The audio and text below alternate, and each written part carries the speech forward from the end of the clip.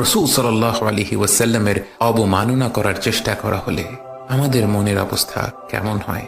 বাস্তবে নবীজি সাল্লাল্লাহু আলাইহি ওয়াসাল্লামকে কেউ অবমাননা করতে পারে না, যার নামই হলো মুহাম্মদ অর্থাৎ প্রশংসিত ব্যক্তি।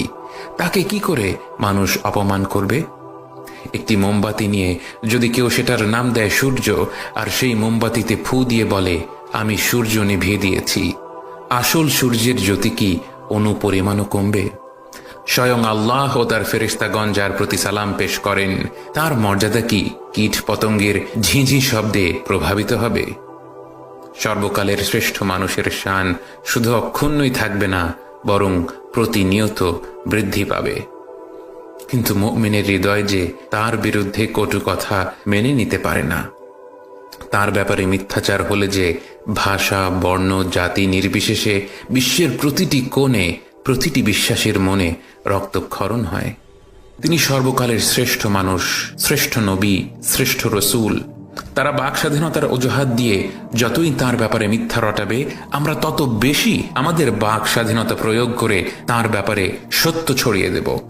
আমরা তার মহান চরিত্র গোটা বিশ্বের সামনে তুলে ধরব, লেখালেখির মাধ্যমে, ভিডিওর মাধ্যমে, পডকাস্টের মাধ্যমে, ব্লগের মাধ্যমে, খুতবাতে, হালাকাতে, মসজিদে, মজলিসে, ঘরে ও কর্মস্থলে, পথে ঘাটে, দিনে ও রাতে আমরা দেখিয়ে দেব আমার রাসূল সাল্লাল্লাহু আলাইহি ওয়াসাল্লামের বিরুদ্ধে একটা মিথ্যা রটানো হলে বিশ্বের প্রতিটি কোণে কোটি কোটি মানুষ উচ্চস্বরে তার গুণগান গাইবে, সত্য তুলে ধরবে।